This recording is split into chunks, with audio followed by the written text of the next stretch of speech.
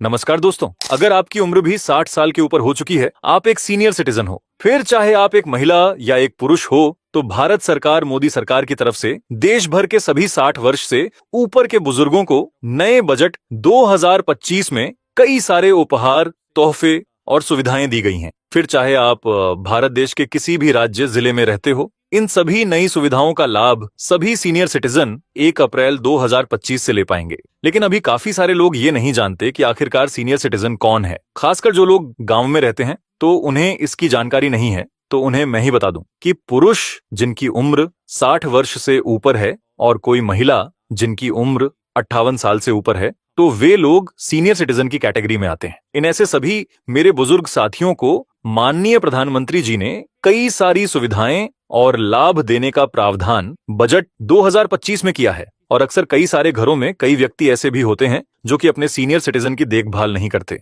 और कई बुजुर्ग साथी ऐसे भी हैं जिनकी आर्थिक स्थिति अच्छी नहीं है। ऐसे सभी सीनियर सिटीजन के लिए सरकार ने एक स्पेशल कानून बनाया गया है जिसके अंतर्गत यह लाभ देने की बात कही गई है। तो इसमें लाभ तो कई सारे हैं। तो आज की वीडियो में मैं आपको इन सभी लाभों में से 5 बड़े लाभ बताऊंगा जो कि 1 अप्रैल 2025 से सभी सीनियर सिटीजन ले पाएंगे। तो अगर आप भी सीनियर सिटीजन की कैटेगरी में आते हैं तो समय रहते ही आपको दी जाने वाली इन 5 सुविधाओं को जान लेना चाहिए। और साथियों, अगर आप इस चैनल पर नए हैं तो वीडियो को लाइक और चैनल को सब्सक्राइब जरूर कर लें ताकि आगे भी आपको ऐसी ही काम की जानकारी मिल पाए। और आपकी उम्र अब भी कितनी है और क्या आपको किसी भी तरफ का लाभ सरकार की तरफ से मिल रहा है, हमें कमेंट्स में जरूर बताएं। तो चलिए जानते हैं विस्तार से। तो साथियों, सबसे पहले जो सुविधा सीनियर सिटीजन को दी जाएगी वह है रेलवे और हवाई यात्राओं को लेकर। जी हां, भारत ने यह फैसला लिया है कि 1 अप्रैल 2025 से देश भर के सभी सीनियर सिटीजन जो कि रेलवे या ट्रेन का सफर करते हैं या फिर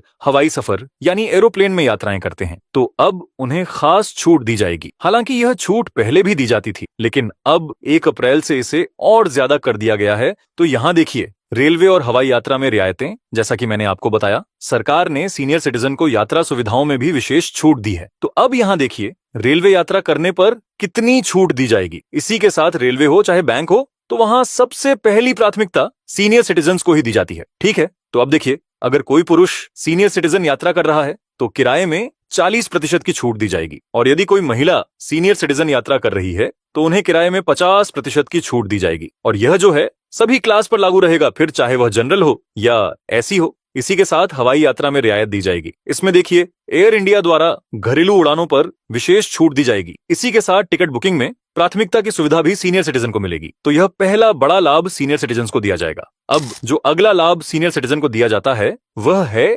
स्वास्थ्य सुविधाओं को लेकर। जी हां, आपको मैं बता दूं कि भारत देश में सभी सीनियर सिटीजन लोगों का इलाज मुफ्त में किया जाता है, लेकिन अभी भी काफी सारे लोग हैं जिन्हें इसकी जानकारी नहीं है। बाकायदा सरकार की तरफ से बुजुर्गों के लिए जिनकी भी उम्र 70 साल से ऊपर की हो चुकी है, उनके लिए सरकार ने एक खास योजना चलाई हुई है जिसका नाम आयुष्मान भारत योजना रखा गया है। तो इसके अंतर्गत 5 लाख रुपए का गारंटी कार्ड सरकार की तरफ से प्रदान किया जाता है, और इस कार्ड से वह व्यक्ति देश के किसी भी सरकारी और अधिकृत प्राइवेट अस्पताल से बिल्कुल मुफ्त में इलाज करवा सकते हैं। कई सारे लोग यह सोचते हैं कि आयुष्मान कार्ड सिर्फ गरीब लोगों का ही बनता है। तो देखिए, ऐसा नहीं है। कोई भी बुजुर्ग जिनकी उम्र 70 वर्ष से ऊपर है, वे सभी इस कार्ड को बिल्कुल मुफ्त में घर बैठे ही बनवा सकते हैं और इसका लाभ ले सकते हैं। तो यह भी बड़ी सुविधा सरकार की तरफ से सीनियर सिटीजन्स को दी गई है। अब साथियों, जो अगला लाभ सीनियर सिटीजन्स को जाता है वह बैंकिंग सुविधाओं को लेकर है।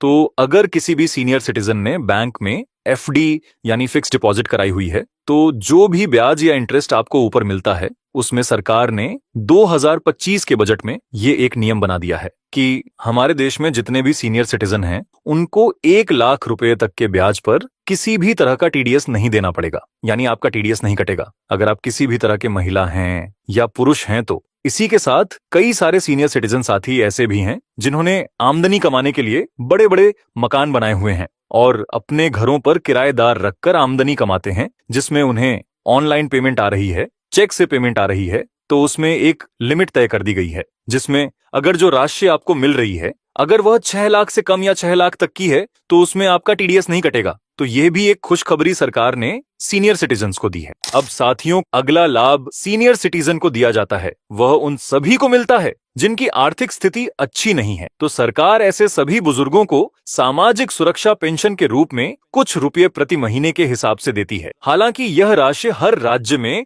अलग अलग होती है, जो कि राज्य सरकार के ऊपर निर्भर है। जैसे हरियाणा में यह 3,000 रुपये प्रति महीना दी जाती है। ऐसे ही दिल्ली में 2,500 से 3,000 रुपये की यह राशि दी जाती है। तो यह सुविधा खासकर उन सीनियर सिटीजन के लिए चलाई गई है जो कि गरीब हैं, जिनका बीपीएल राशन कार्ड बना हुआ है। अब साथियों, जो अगला लाभ सीनियर सिटीजन को दिया जाता है वह है उनके कानूनी अधिकारों की सुरक्षा। वरिष्ठ नागरिक अधिनियम 2007 के तहत माता पिता और बुजुर्गों की देखभाल सुनिश्चित की गई है ताकि कोई भी उनका शोषण न कर सके। इस कानून के माध्यम से बुजुर्गों को अपनी संपत्ति और भरण पोषण का पूरा अधिकार दिया गया है, जिसमें अगर कोई उन्हें उनके हकों से वंचित करता है तो वह कानूनी कार्यवाही के दायरे में आता है। इसी के साथ सरकार ने फ्री लीगल हेल्प भी प्रदान की है, जिसमें बुजुर्गों को बिना किसी शुल्क के कानूनी सलाह और सहायता मिलती है। अक्सर देखा गया है कि बुजुर्गों को संपत्ति या अनेक अधिकारों से वंचित कर दिया जाता है, पर अब इस कानून के माध्यम से वे अपने अधिकारों की रक्षा कर सकते हैं। तो साथियों, इनमें से सबसे अच्छा लाभ आपको कौन सा लगा,